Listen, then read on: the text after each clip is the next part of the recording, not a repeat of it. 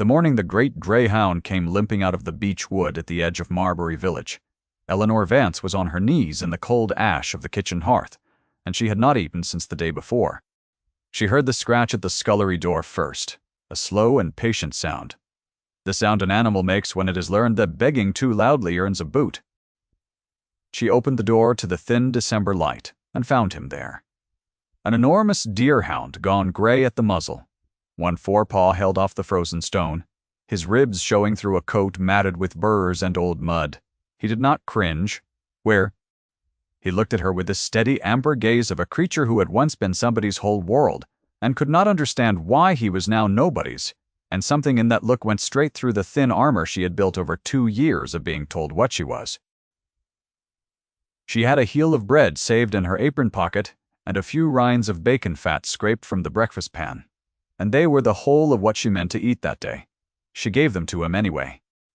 She knelt on the threshold in the cold, and held the bread out flat on her palm so he would not have to bow his head too far. She watched him take it with a gentleness that made her throat ache.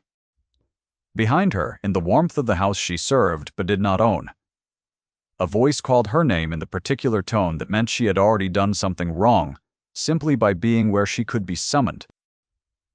You will want to stay with me for this one, because the woman feeding her last bread to a starving dog did not know that dog had a collar buried under all that filth, and the name engraved on it would turn the whole county upside down before the snow melted. If you find a place in your heart for her, leave a kind word when the story is done. Eleanor Vance was 24 years old, and once she had been the only daughter of a country gentleman with 300 acres and a library. Her father let her read to its last shelf. That father had died of a fever in the space of 9 days, and the acres had gone to a cousin she had met twice, and the library had been sold by the pound to a dealer from Bath who did not look at her once while he carried out the books. She had come to Marbury Hall as a companion to old Lady Thornbury, which was a polite word for a servant who could read aloud and write letters in a good hand. And she had learned in 2 years that a woman with no fortune and no protector is a thing the world files away under a single word and never opens again. To the household, she was the poor relation who was not even a relation. To the village, she was the gentleman's daughter who had come down in the world. To Lady Thornbury's married daughter, who ran the house with a ring of keys and a colder ring of certainties, she was something simpler still.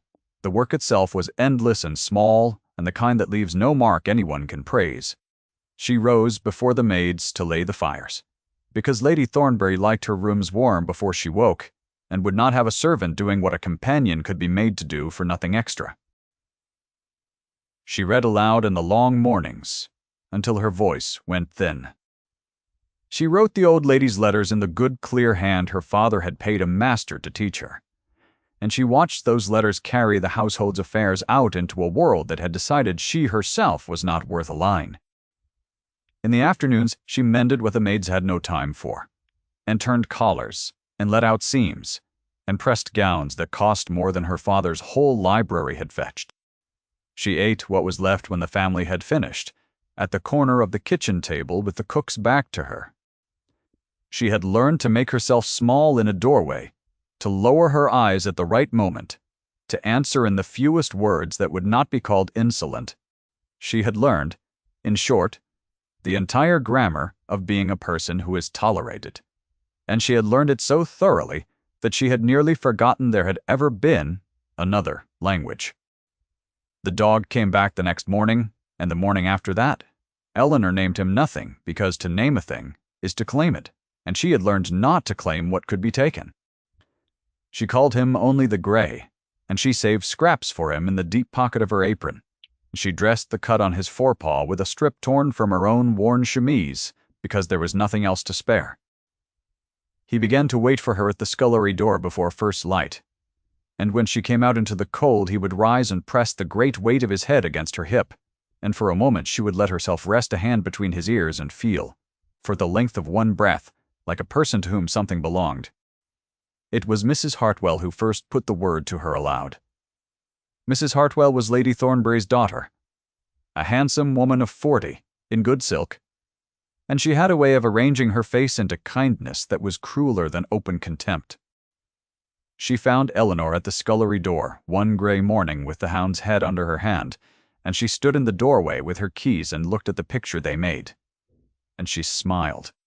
A charity case. Feeding a stray, she said, the words light as if she were remarking on the weather. The two of you suit each other, both of you living on what the house throws out. Then she turned and went back inside. And Eleanor stood very still in the cold, and her hand did not leave the dog's head, but her face had gone hot in a way that had nothing to do with warmth. She did not weep. She had given up weeping, the way some people give up sugar, as a small economy that became a habit. She finished her work that day, and she read 3 chapters of a sermon aloud to Lady Thornbury, who slept through all 3, and she wrote 2 letters and mended a tear in a curtain, and when the light failed she went out to the cold scullery step and the grey was there, and she sat with her back against the door, and told him in a low voice all the things she could not say inside. He listened the way only an animal can with his whole body, and when she had finished he sighed and laid his great head in her lap. And she thought that perhaps loyalty was the only currency in the world that could not be inherited or sold. What she did not know, what no one in Marbury knew, was that 12 miles to the north the household of the Duke of Aldermere had been in a quiet uproar for 3 weeks over the loss of an old grey deerhound named Cassius, who had slipped his lead during a hunt and vanished into the beechwood after a hare and never come back. The Duke had ridden out himself in the freezing dawn more than once to search for him, which the grooms found strange, because the Duke of Aldermere was not a man who rode out for anything that could not be measured in acres or influence. Julian Hart, the Duke of Aldermere, was 34 years old, and the county had a great deal to say about him, and almost none of it warm. He was tall and dark and built like a man who had spent more of his life on horseback than in drawing rooms, with a jaw that looked carved rather than born, and grey eyes that gave nothing away. He had buried a wife 3 years before. He had married her for an alliance of estates, as men of his rank did, and he had not loved her, and she had died, bearing a child who did not live an hour, and the whole of it had taught him that affection was a debt that came due in grief. So he had closed himself like a house, shutting its rooms for winter, and he ran his great estate with a cold and faultless precision, and he let the county believe he had no heart left to lose because it was easier than the truth, which was that he had only ever let himself love one living creature since the funeral, and it was a grey old dog with a bad hip, and a habit of leaning against his leg in the library after midnight. The hound had been a gift from his younger brother, the last gift before that brother had gone to the war in Spain and not come home, and the Duke had never said any of this aloud to a soul.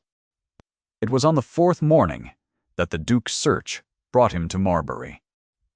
He came alone, on a black horse, in a greatcoat, the color of wet slate, and he stopped at the village inn to ask after a lost grey hound, and the innkeeper's boy, who had seen the great dog at the hall's scullery door, told him where to look. So it was that the Duke of Aldermere rode up the back lane of Marbury Hall at the cold hour after dawn, and saw through the bare hedge a young woman in a thin grey dress kneeling on a stone step in the frost, feeding a deerhound from her own hand, her head bent close to the animal's, talking to him in a voice too low to carry. He did not announce himself. He sat his horse in the lane and watched, and what he watched was a thing he had not seen in 3 years, and had stopped believing in. She was not feeding the dog to be seen feeding him. There was no one to see. She had pulled her own shawl half off her shoulders and laid it over the animal's flank against the cold, and she was shivering. And she did not stop. She finished, and she pressed her forehead briefly to the top of the dog's head, and the Duke saw her shoulders move once, as if she had said something that cost her, and then she rose, and gathered her shawl and went inside, without ever knowing she had been watched. The Duke remained in the lane a long moment after the door had shut. Then he turned his horse and rode back to the inn. And he did not knock at the hall, and he told no one what he had decided, because he had not yet decided it in words. Stay with me here. The Duke had seen something he could not unsee, and a man of great power who has decided to be patient is the most dangerous and the most tender thing in the world. He came back the following day as a stranger. He left the black horse and the great coat at the inn, and walked up to the hall in a plain, dark coat, and he sent in a card that gave only his family name and not his title, and he asked Mrs. Hartwell whether the household had taken in a grey hound, as he believed it might be one strayed from a neighboring estate. Mrs. Hartwell, who could smell consequence the way a hound smells a hare, took in the cut of his coat, the quality of his boots, and the something in his bearing that no plain coat could disguise, and she summoned Eleanor to the morning room to answer for the dog. Eleanor came with ash still on her hands and stood near the door with her eyes down, as she had been taught, and she said that yes, a grey hound had been coming to the scullery, that he had been hurt and hungry, that she had fed him and dressed his paw and meant no harm by it. The Duke looked at her for what felt to Eleanor like a very long time. Up close, she was not what the lane had shown him. She was thinner than a woman her age should be, and there was a burn scar healing on the back of one wrist from some kitchen accident, and her dress had been turned and re-hemmed so many times, the original color was a guess. Yet she held herself straight, and when she finally raised her eyes to answer a direct question, they were a clear, steady, gray-green, and entirely without the calculation he had spent his whole life learning to detect in the eyes of people who wanted something from him. "You dressed the animal's wound," he said. His voice came out lower than he intended. "With what?" "With a strip of linen." "Your Grace," she said, and then caught herself because she had not been told he was a Grace, and the slip of it hung in the room. "I have no claim on him," she went on quickly. "I only did not like to see him suffer." "Eat something," the Duke said. It was not at all what he had meant to say. Mrs. Hartwell's brows had climbed toward her hairline. "You are cold and you have not eaten," he said.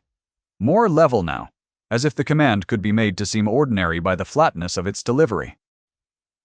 There was a plate of bread and cold meat laid for him on the side table, untouched, and he moved it an inch toward her across the polished wood. The whole room understood that something had occurred, and no one could have said precisely what. Eleanor did not take the food. She looked at the great man and the small plate, and felt the trap of charity yawn open under her. The same trap Mrs. Hartwell had named, and she said very quietly that she had work to attend to, and she asked to be excused, and she left the room with her chin level and her heart going like a hammer. The Duke did not reclaim his dog that day.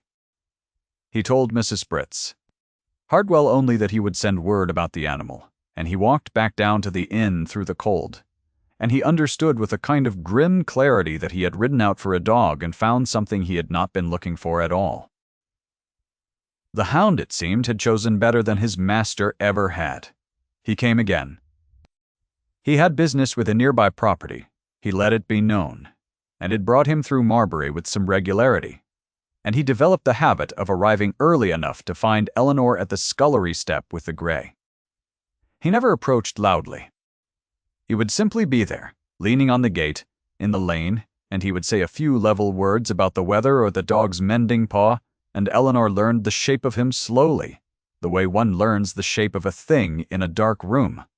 He spoke in short sentences and gave nothing away, and was, she thought at first, the coldest man she had ever met. One gray morning, he found her at the step, with her bare hands cracked and red from the cold water of the scullery, and he looked at them a beat too long, and he said, without preamble, that she ought to have gloves.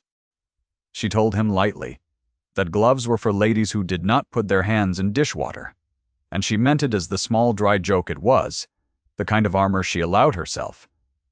He did not laugh. He looked at her with that still gray gaze and said, level as ever, that she was a lady, and that the dishwater was the accident, not the other way round. Then he changed the subject to the dog's paw before she could find an answer, and Eleanor stood holding her cracked red hands behind her back and feeling something she had no name for and did not trust.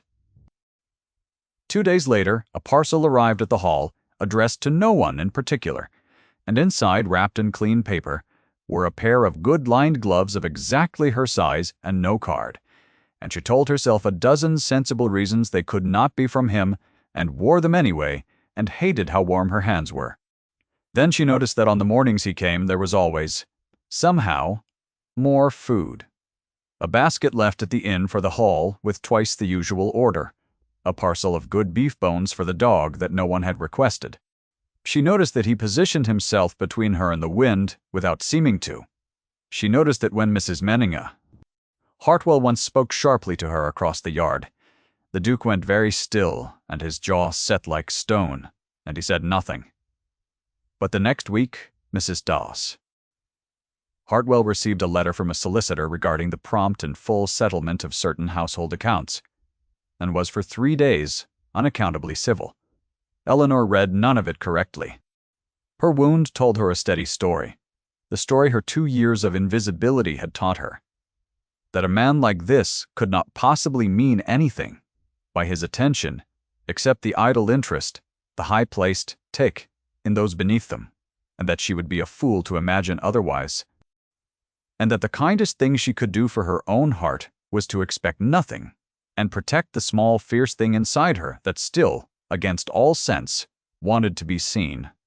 So she thanked him with cool correctness and kept her eyes down, and she gave all her warmth to the dog, who asked for nothing and therefore could be loved safely. The Duke watched her give the dog what she would not give herself, and he began, in the locked house of his chest, to open a single shuttered room. It was the child who undid them both.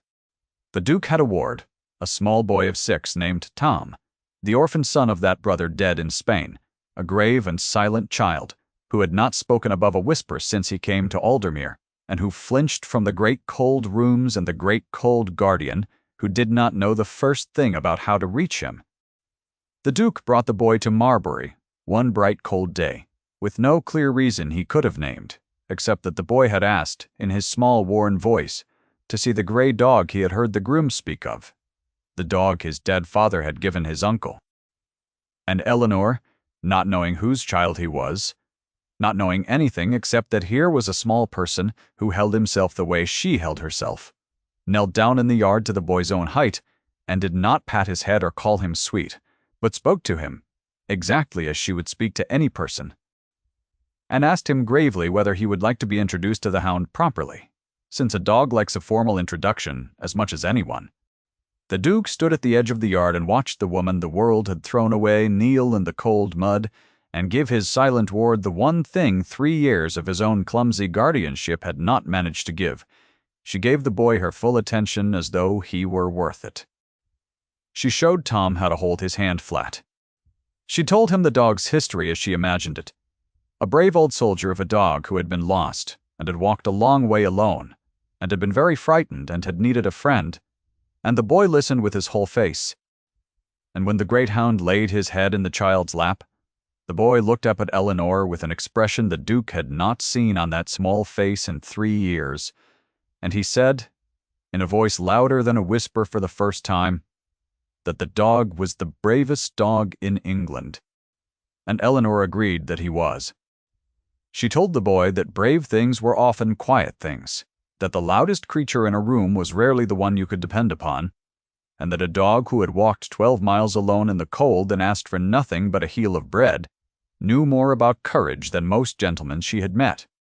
The boy considered this with the terrible seriousness of the very young, and then he asked, very low, whether a person could be brave like that too, even a small person, even a person who was frightened most of the time. Eleanor looked at him for a long moment, and she did not give him the easy answer adults give. She said that the frightened ones were the only brave ones there were, because courage was not the absence of fear, but the thing you did with your hands while you were afraid.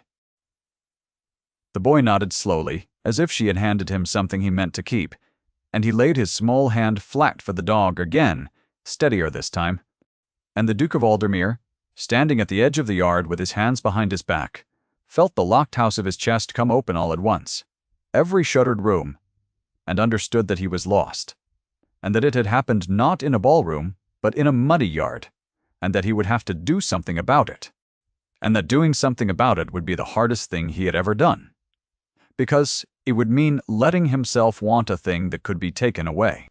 That night, alone in a library at Aldermere, with the grey hound returned to its place at his feet.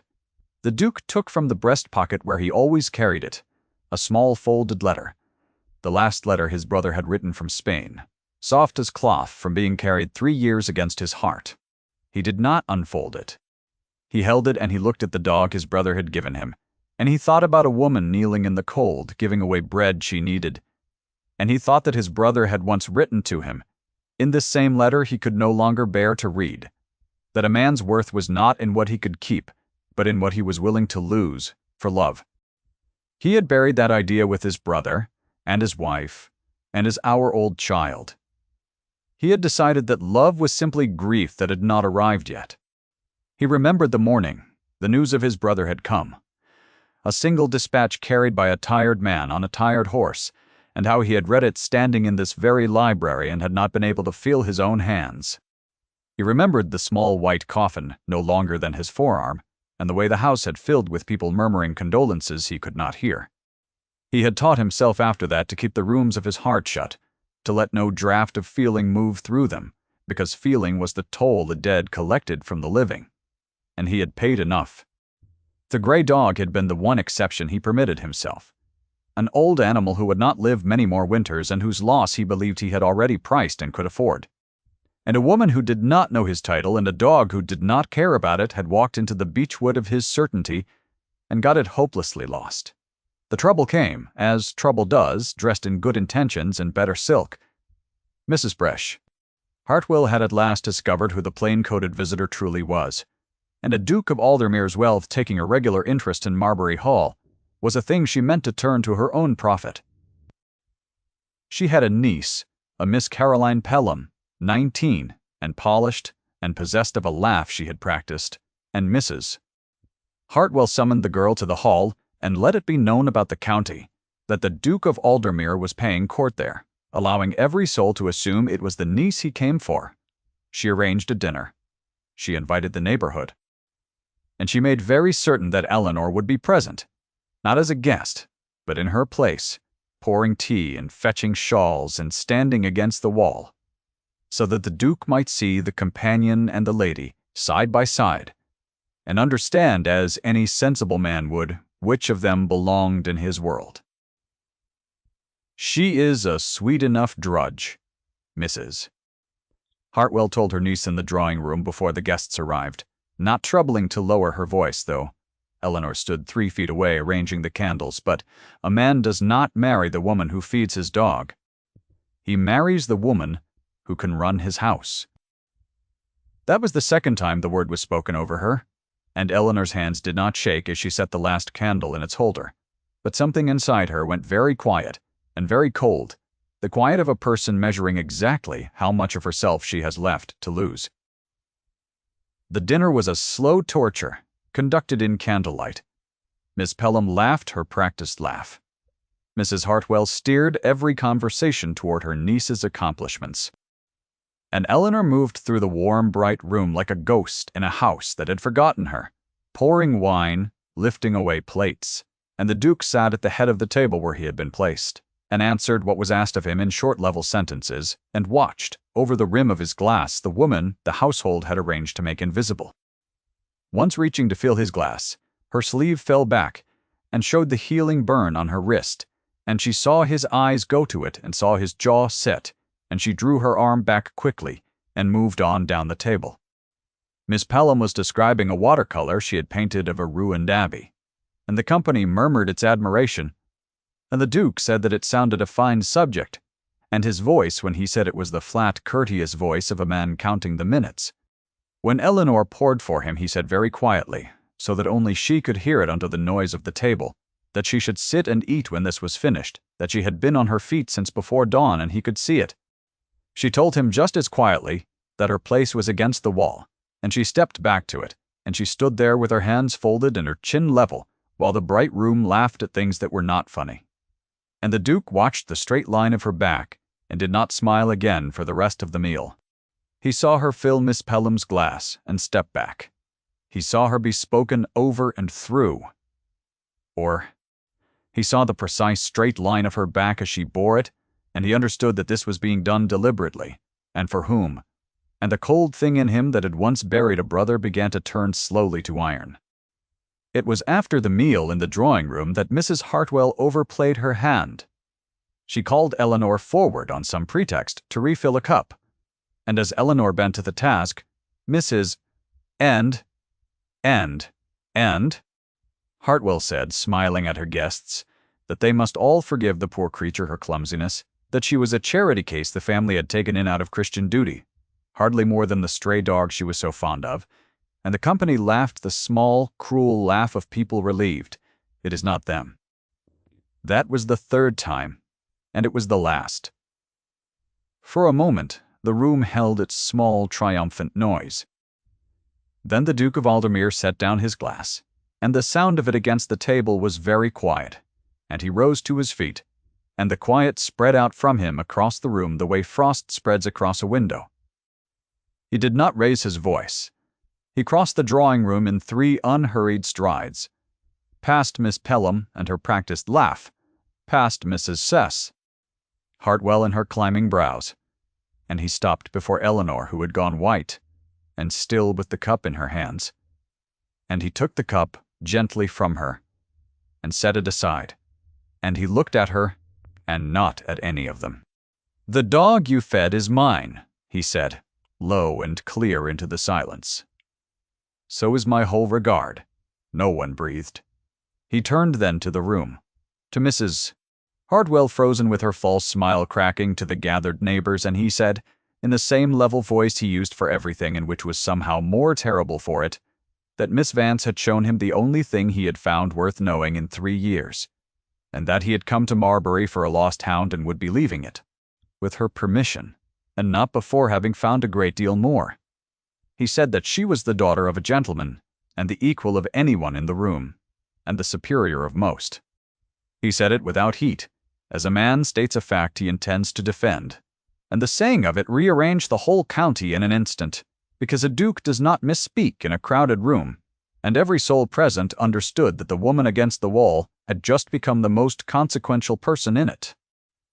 For the length of several heartbeats, no one in the bright room moved at all. A candle guttered on the mantel.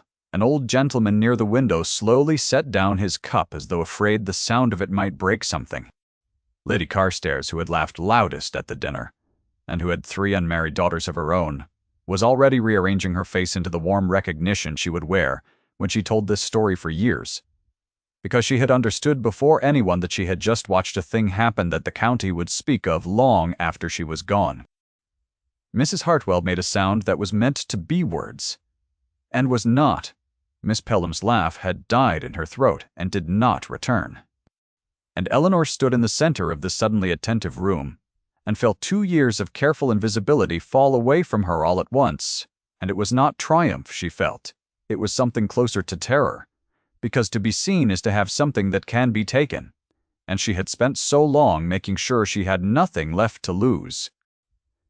She looked up at the Duke, at the iron and the tenderness in his hard face, and she said the only true thing she had, which was that she did not understand why a man like him would say such things before such people. And he answered quietly, only for her that he had spent 3 years believing love was grief that had not yet arrived, and that she had taught him otherwise on a cold step with a heel of bread, and that he was too old and too tired to learn it twice, and would she do him the very great honor of allowing him to be worth it. The settlement that followed was made proper and irrevocable by the Duke's own solicitor within the week, so that no Mrs. Hartwell and no cousin and no county whisper could ever unmake it. The part that mattered was not in any document. The part that mattered was a small grave boy who, when told that Miss Vance was to come and live at Aldermere and be his aunt in truth, spoke for the 2nd time above a whisper, and asked whether the dog might sleep in his room, and was told that he might. They were married quietly in the new year, in the small stone church at Aldermere, with the snow coming down soft and steady past the windows, and almost no one present, which was how Eleanor wished it, the great display being the thing she least desired in the world. So, old Lady Thornbury sent her blessing and her companion's wages owed in full, which she had never once thought to pay before. Mrs. Hartwell did not come. The boy Tom stood up beside the Duke in a coat made small for him, very solemn with the importance of it. And the greyhound lay across the church threshold in a patch of cold light, as though he had appointed himself the keeper of the door, which in every way that counted he had. Some evenings later, when the wedding and the strangeness of being a duchess were settling into something Eleanor could almost believe was her own life, she sat with her husband in the library at Aldermere, with the fire built high against the winter. The great grey dog stretched across the hearthstone between them, and the boy asleep upstairs with his door left open. The way he liked it now. The Duke took out the soft folded letter he had carried 3 years and could never read, and he put it into her hands without a word, and she understood what it was, and what it cost him, and she did not open it either. She held it, and she looked at the worn paper, and the dog dreaming in the firelight. The old soldier of a dog who had walked a long way alone, and been very frightened, and needed a friend. The dog whose hunger at her door had been the one door in her whole shut-up life that opened onto everything. Eleanor smoothed her hand once over her husband's, over the letter they would read together when he was ready, and not before, and she looked into the fire, and let herself at last claim a thing. She had spent 2 years refusing to name what she loved, for fear of losing it. She would not refuse any more. The dog sighed in his sleep and pressed closer to the warm stone, and the snow came down past the dark windows, and the small house she had been delivered into held its warmth around the 3 of them, and the old grey dog who had brought them all in out of the cold. Thank you for staying with Eleanor until the very end.